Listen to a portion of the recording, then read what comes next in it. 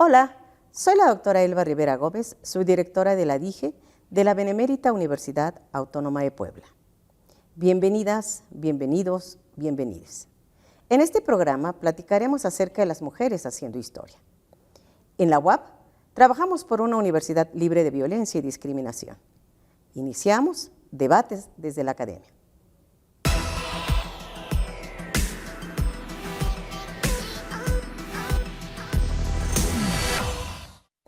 Le damos la cordial bienvenida a la maestra Carolina Centeno Roldán, responsable del área de institucionalización de género, a la doctora Mariana Marín Ibarra, responsable del área académica y de investigación, y su servidora, la doctora Elba Rivera Gómez, subdirectora de la DIGE de la UAP.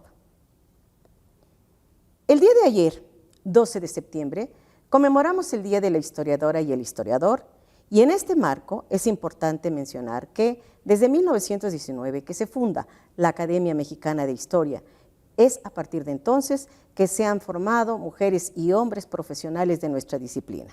Las historiadoras feministas, en particular, han criticado el androcentrismo en la historia y visibilizado a las mujeres como objeto y sujeto de la historia. Así surgió la categoría mujer, más tarde se incorporó el concepto género, la interseccionalidad al análisis histórico de la historia de las mujeres, por lo cual a todas las historiadoras feministas un gran reconocimiento en el día de ayer, el día de hoy, porque esto nos lleva a nuestra primera pregunta. ¿Cuál es el aporte de las historiadoras para visibilizar a las mujeres a lo largo de la historia? ¿Quién de las dos quiere iniciar? ¿Empezamos? Sí, bueno, el primer aporte que hacen las historiadoras y las personas interesadas en la participación de las mujeres es el método. Si bien existía la particularidad entre historiadoras y historiadores de buscar a la fuente, ahora vamos a preguntarle de diferente forma a las fuentes qué y en dónde estaban las mujeres, qué hacían, en qué participaron. Seguramente ahí, y lo hemos pasado como historiadoras, en donde nos dicen, ya esa fuente ya está completamente utilizada. Y regresamos a los archivos históricos de Ciudad de México, de Puebla, y vemos que no, sigue habiendo una falta de interés por reconocer nombres, ubicaciones, profesiones, en donde las mujeres estaban insertas y han estado insertas a lo largo de la historia. Eso quiere decir que cuando nace la historia de las mujeres, o como se posiciona a las mujeres como sujetos históricos, ¿cuál es la posición de la historia tradicional al respecto? Porque Caro nos habla de un método, pero en este caso, ¿qué se hacía en la historia tradicionalmente? ¿Por qué no eran visibles las mujeres? Regularmente tenemos cortes históricos muy establecidos bajo una idea de la historia política, ¿no? Es importante entramar estos cortes con la participación femenina, porque también tenemos una academia y la realización de investigaciones que parten desde una mirada patriarcal, es decir, de estas grandes guerras, de las grandes luchas, en donde las mujeres pareciera que no tuvieron nada que ver y donde la vida cotidiana no se muestra, ¿no? Otro aporte importante para mencionar es que las mujeres regularmente dejaron su huella en materiales imperecederos, ¿no? Entonces, cuando nosotros hablamos de cómo experimentaron este pasado, cuál fue su participación en los espacios públicos, pues muchas veces lo hicieron a través de su vestimenta, a través de expresiones orales, a través de generar redes de colaboración, y todo eso regularmente no se toma en cuenta en estos grandes cambios políticos que nosotros podemos ver en los libros de texto, por ejemplo, ¿no? Y en ese sentido, cuando se habla de las fuentes, ¿qué preguntas hay que hacerle a las fuentes para hacer visible a las mujeres, ya que hablaste de un método? Bueno, hay preguntas sobre quiénes participaron en si hablamos de un periodo, de un corte temporal importante, es la independencia. ¿Quiénes participaron de la independencia? Si imaginamos este periodo que va de 1808 a 1821, debemos imaginarnos una guerra de independencia únicamente de hombres, en donde solo participaron hombres, y empieza uno a revisar documentos y encuentra que hubo mujeres que fueron a prisión por estos propósitos, ¿no? Por defender una independencia. Que otra pregunta importante sería es, ¿participaron directamente de la guerra? ¿Fueron participantes o en dónde estaban?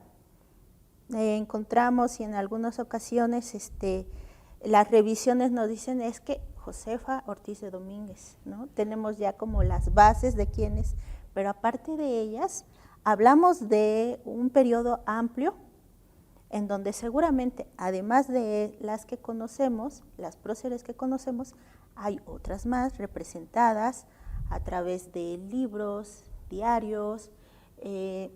Recientemente hablaba y leía un artículo en donde dice, pareciera que siguen estando presentes los personajes importantes y heroicos, Hidalgo, Guerrero, Guadalupe, Victoria, Morelos, pero esta otra parte no se está haciendo visibilizada. ¿Qué necesitamos hacer para visibilizar, no? Sacar más fuentes, buscarlas, rastrearlas. A propósito de las fuentes y de las imágenes, la iconografía juega un papel muy importante. No sé si ustedes recordarán que el año pasado, a propósito del Día de la Independencia, se publicaron diferentes carteles, difusiones, incluso en la barda que rodeaba para proteger el Palacio Nacional y Bellas Artes, hubo mujeres insurgentes. ¿Tú puedes decirnos, por ejemplo, ya que hablaste de los libros de texto gratuito, cómo son representadas estas mujeres, o están ausentes o siguen ausentes? Realmente ese es uno de los graves problemas de los textos que vemos en la SEP, porque estos cortes obedecen a estipularnos cómo ha cambiado, por ejemplo, la República Mexicana en cuanto a espacio geográfico, la modificación del mapa, la creación de nuevos estados, o en este cambio, hablando, como ya nos decía la maestra Carolina, sobre la independencia, pues cómo vamos a pasar de un momento de colonia hacia el periodo independiente. Y sin embargo, estas grandes rupturas parece que las mujeres estuvieron totalmente ajenas a ello, ¿no? Cuando no fue así. Ellas participaron activamente, pues desde distintos ámbitos, algunas desde su casa, otras soportando sitios. En el caso de Puebla, pues hubo sitios de la ciudad, había que combatirlos, había que resistir, ¿no? Ellas también participaron, por ejemplo, atendiendo a los heridos, saneando las calles, viendo a los huérfanos que quedaban. También tenemos, por ejemplo, artículos muy interesantes donde nos hablan cómo las tropas realistas y las tropas insurgentes, pues cada quien agarró un espíritu iconográfico que era una mujer, ¿no? En este caso, los insurgentes, por ejemplo, tomaron a la Virgen de Guadalupe, mientras que los realistas se fueron con las vírgenes españolas, ¿no? Con la Virgen de la Inmaculada Concepción. Entonces, tenemos ahí también una participación femenina desde lo imaginario, desde lo simbólico, sobre cómo se construía esta nueva identidad de lo que estaba en transición, ¿no? De lo que estaba pasando de la Nueva España hacia lo que sería después México.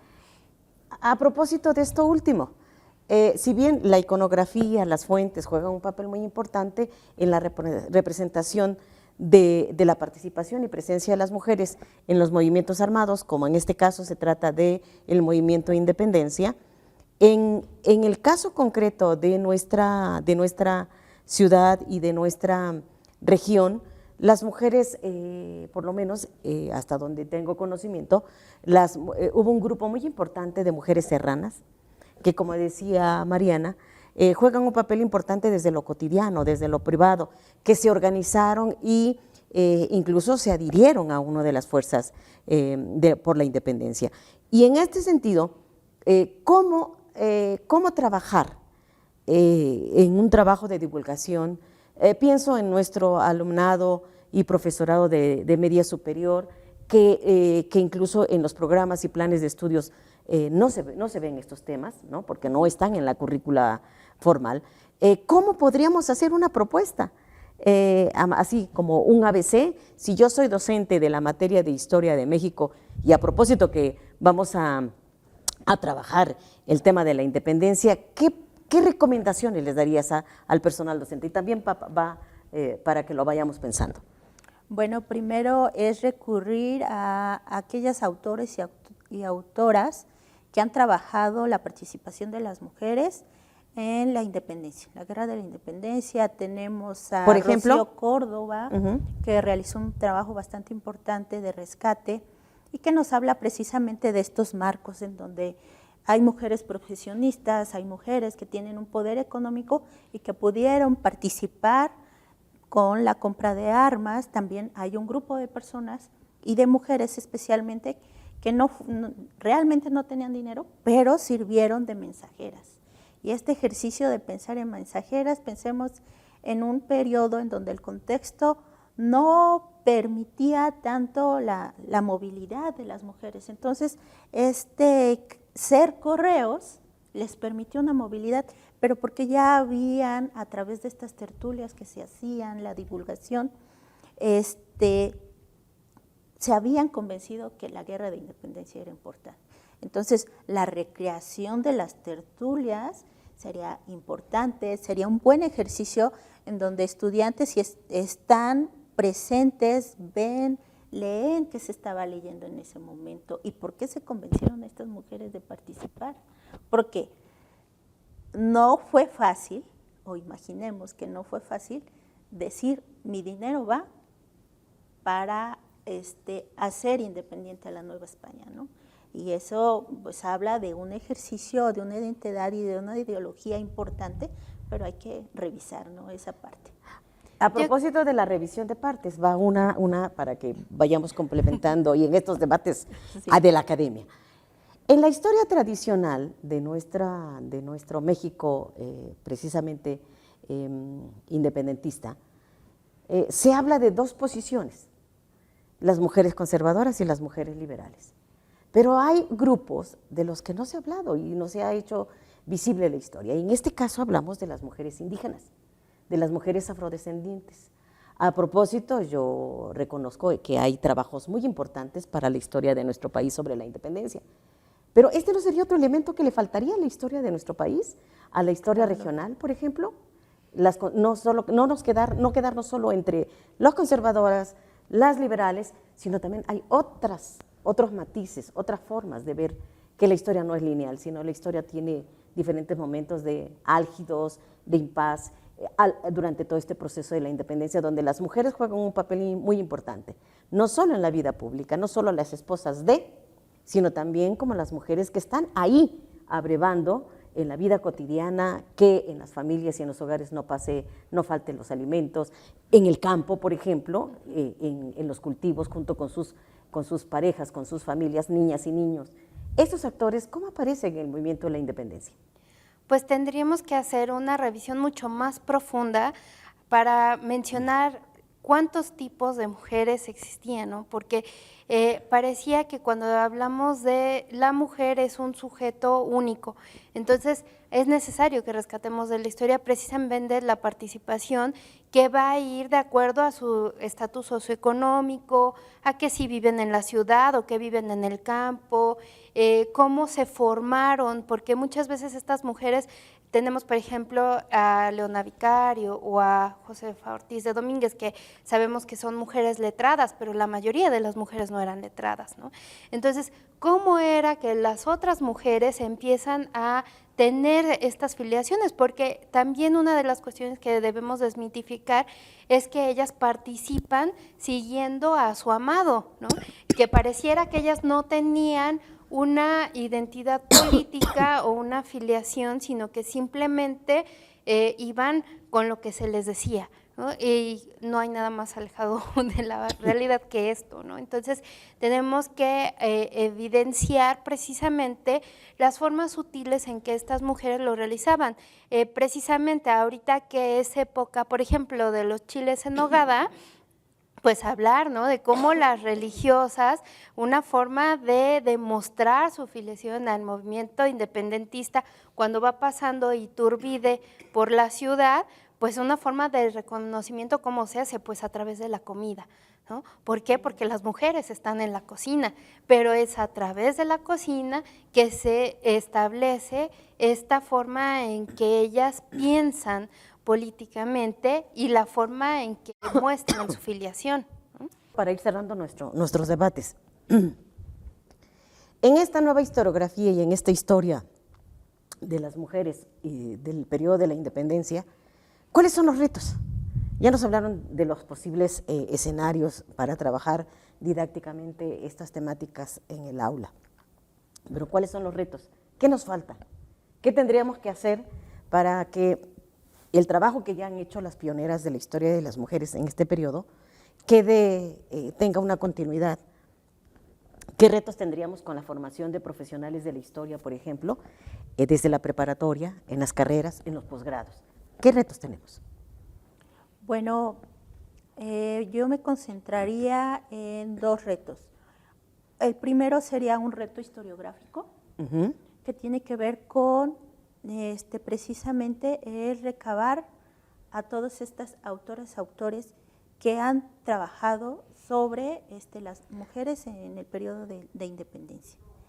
Y el segundo reto es acercarnos aún más a las fuentes, porque a través de las fuentes, lo que decía mi compañera Mariana, podemos revisar los estratos de donde son las mujeres, esta confirmación efectiva de que hay una parte de mujeres indígenas que participan de esta guerra de independencia, pero ¿por qué su participación? Dentro de esta nueva España, estratificada, con jerarquías, con cosas que debemos entender desde esta lógica de contexto, de historia, en donde la mujer tenía un papel. Y desde ese papel empezar a mirarlas, ¿no? Ya decía también la compañera, cocineras, pero las mujeres en los claustros, qué estaban haciendo, cómo se estaban preparando, porque además es bien importante y bien interesante cómo los libros llegan a ellas. Entonces, este reto entre historiográfico y de fuentes, pues, me parece suficiente tarea. Efectivamente, yo creo que hay más, pero yo me quedaría con esos dos. Carolina nos habla ya del reto historiográfico. Ya hablamos del método como una nueva forma de abordar y hacer visible la historia de las mujeres.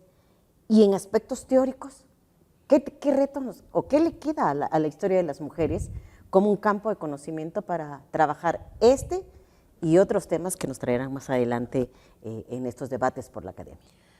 Yo creo que uno de los grandes retos es irnos cada vez más hacia el pasado, porque si bien las feministas hemos intentado rescatar la historia, hemos empezado a través del siglo XX y nos hemos ido un poco hacia atrás. Sin embargo, las fuentes que son fuentes prehispánicas o fuentes de la época colonial, todavía hay una gran riqueza ahí y que no ha sido explotada, ¿no? Tenemos muchos archivos judiciales, archivos en las iglesias, tenemos iconografía, tenemos pinturas, tenemos novelas costumbristas, notas de periódicos y definitivamente necesitamos hacer una historia más global, ¿no? Por ejemplo, hablando de estas mujeres en la independencia, pues las reformas borbónicas fueron importantes y muy significativas para todo este movimiento, ¿no? Pero muchas veces se diluye entre lo que le ocurría a los criollos y parecía que pues ellas no estaban ahí, ¿no? Entonces tenemos que ver, por ejemplo, ellas qué opinaban de estas reformas borbónicas, porque también muchas de sus participaciones quedaron limitadas por la prensa, por ejemplo, ¿no? Se dice, pues a pesar de que era mujer, sí se le ocurrió opinar, ¿no?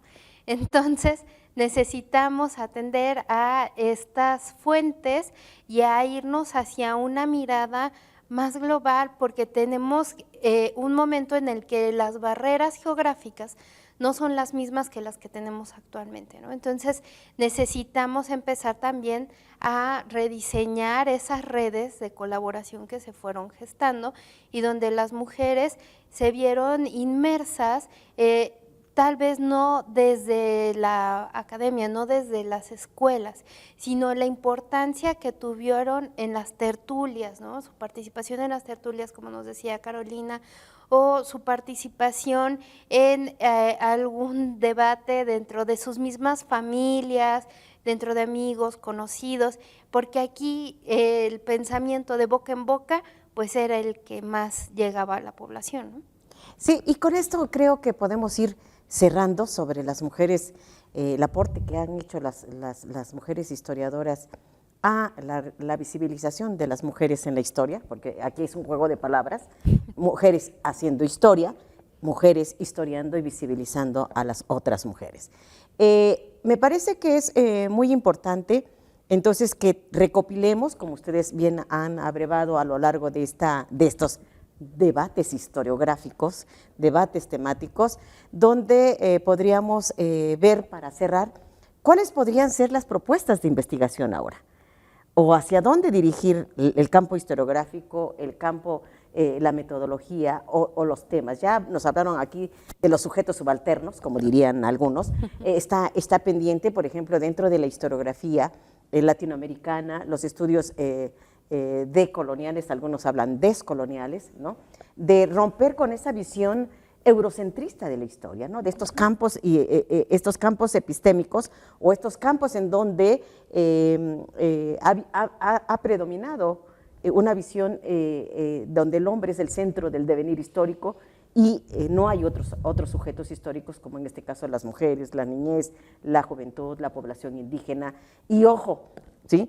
Poco sabemos de los otros, de lo que se decía en la historiografía, las personas que hoy llamamos de las discapacidades múltiples o diversas, y mucho menos hablaríamos de las identidades sexuales, ¿no? Como hoy. Hoy tenemos un campo, conceptos y categorías muy importantes que nos permiten deconstruir esa historia. Y en este sentido, ¿cuáles podrían ser las posibles líneas de investigación? Un poco para ir cerrando. Me gustaría señalar a Rosa Montero en su último libro sobre el problema de ser cuerda, en donde señala que, bueno, cada época habla de mujeres y nosotros debemos atender esa época.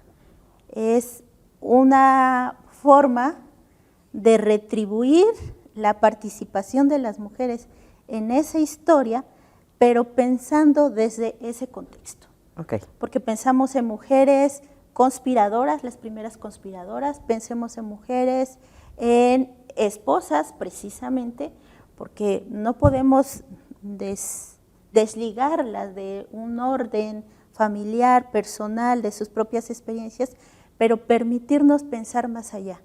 A estas mujeres, muchas se las ha castigado por haber salido precisamente de su asignación femenina.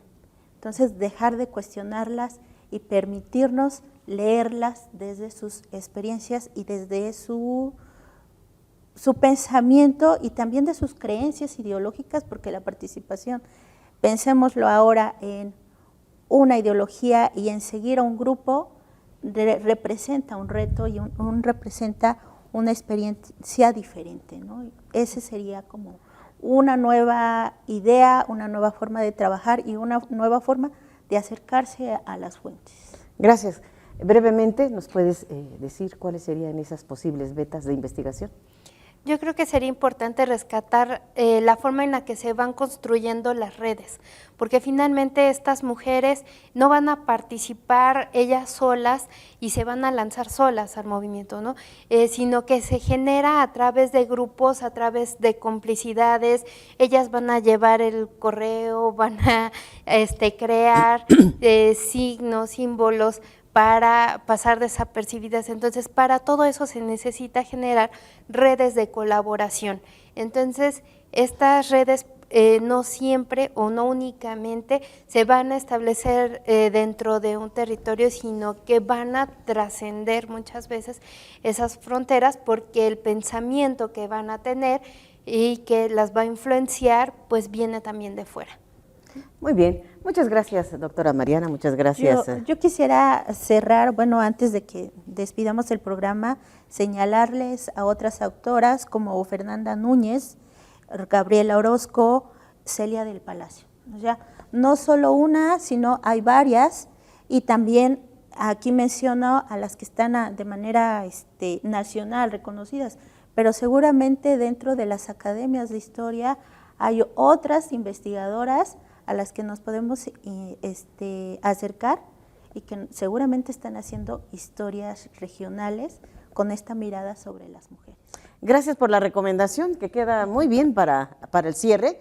Y bueno, así hemos llegado al final de estos debates desde la academia a través de TV Buap. Agradecemos la participación de nuestra compañera Carolina y Mariana y de una servidora, Elba Rivera Gómez.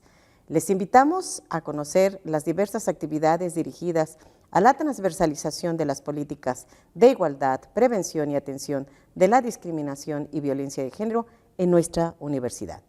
Síganos a través de la página web de la DIGE, en redes sociales, a través del Facebook DIGE Buap, el Twitter DIGE Buap. Muchas gracias. Hemos llegado al final de este programa. Agradecemos su compañía. Hasta pronto.